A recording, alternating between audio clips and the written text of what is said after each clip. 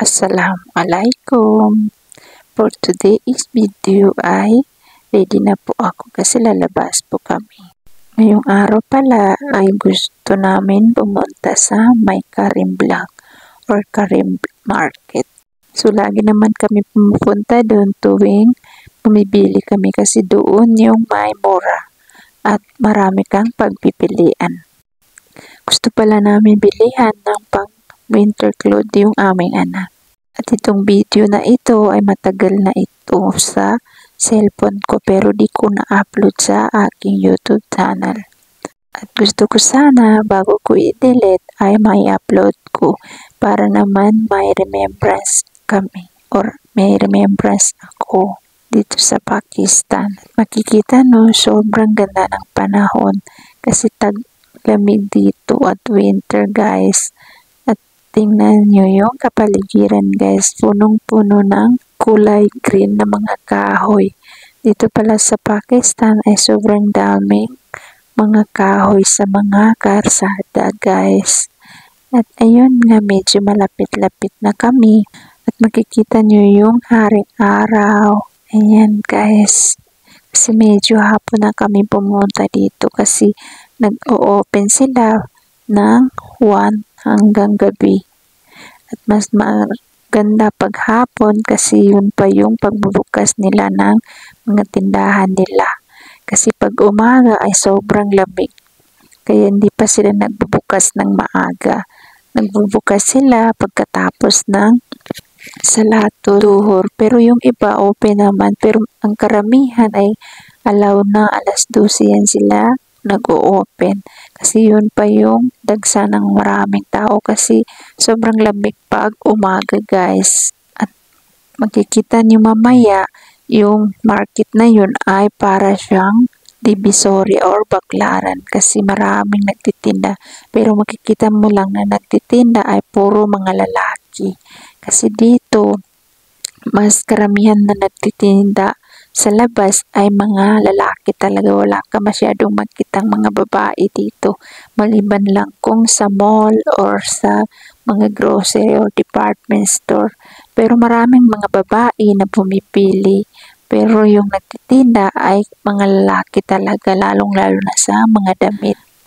Saka marami pala ditong mga vendor no? Tingnan nyo, dumating na kami so yan, diyan kami punta sa loob guys pero ngayon ay dito pa kami sa karsada.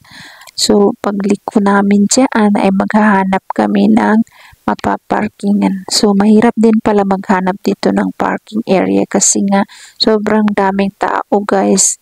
Kasi naghahanap sila ng mga damit, yung iba nagtitinda, yung iba may mga business dito. At dito pala sa Pakistan guys ay napapansin ko ay wala kang makikitang mga babae na nagtitinda sa labas or sa mga shop or kung saan man. Karamihan talaga dito na nagtitinda or may business ay lalaki talaga. Kaya nagulat ako or nagtaka na lang ako, sabi ko puro mga mga lalaki yung mga sales boy, mga may-ari ng tindahan, wala ka talagang makita yung mga nasa cashier, wala kang makita. Tingnan nyo, puro mga lalaki yan. Hindi tulad sa atin, di ba sa may Baclaran, sa may Divisoria, mga babae yung nagtitinda or lalaki. Halo-halo na. Pero dito basta marami dito yung tindahan. Tingnan nyo, parang Baclaran lang. Marami talagang nagtitinda dito. Dito mo na makikita yung pang bata, pang matanda, pang babae. Pero puro mga lalaki yan sila guys. Pero marami naman mga babae pero yun nagsishopping guys. So mas marami talaga yung lalaki. Napapansin ko talaga yan dito tuwing lumalabas ako ay mga lalaki lang yung nagtitinda. Tingnan nyo yan. Oh. So yan, hindi tulad sa atin yung mga sales lady ay mga babae, dito mga lalaki talaga. So minsan nakakahiya rin lalong-lalo na kung panty yung bibiliin mo at bra. Pero may privacy naman pag ganun yung mga binibenta nila, may ano talaga sila takip or pintuan or glass na nakaharang. Hindi pwedeng pumapasok yung mga lalaki. Kung asawa mo, ikaw lang babae na yung pwedeng papasok dun para bumili ng bra or panty. Ang lalaki, asawa mo, may iwan siya sa labas. Minsan, babae yung nagtitinda. Minsan, may lalaki rin. Pero hindi naman nakakahiya kasi siyempre alam nila na babae talaga yung pumapasok. So, pumasok pala kami dito sa may mall din dito guys. So, pumasok kami dito guys kasi naghahanap ako ng aking pajama guys pang winter. Tapos yun, may nakita ako dito na mga shoes pero wala akong nagustuhan. At meron din silang mga bags. So, ayun nga. Pumunta naman kami sa isang building. Para siyang mall pero ganun pa rin. So, pumunta kami doon guys kasi naghahanap din kami kung may magustuhan kami guys na gusto namin bilihin. So, yun. Pareho naman guys.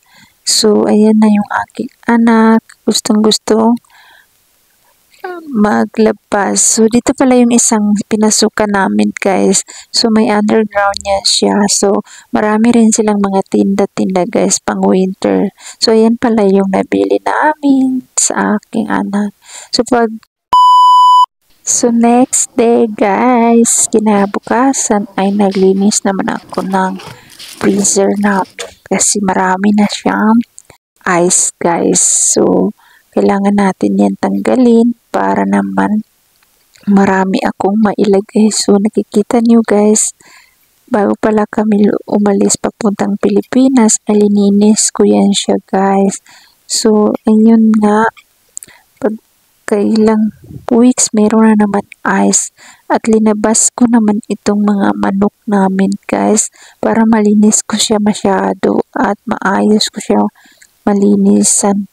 At yan din yung mga ice namin guys, para sa kung yung gusto namin ay lagyan ng ice ay meron kami. So ayan, nakikita nyo nahuhulog na yan siya kasi nga pinatay ko yung rep namin. At kusang nahuhulog yan siya, pero kailangan ko rin tanggalin kasi minsan di siya natatanggal ng kusa. So, pag malinis ko ito ay may kakaroon ako ng maraming space guys. So, kasi malalaki yung ice kaya kailangan ko siyang linisin para may malaki akong space guys. So, ayan, sasabunan ko rin guys kasi minsan mas gusto ko talaga at comfortable ako pag naglinis ako ay may sabon konti. Pero hindi naman masyado kinukuskus kasi baka masira. Yung gentle lang na pagkuskus guys.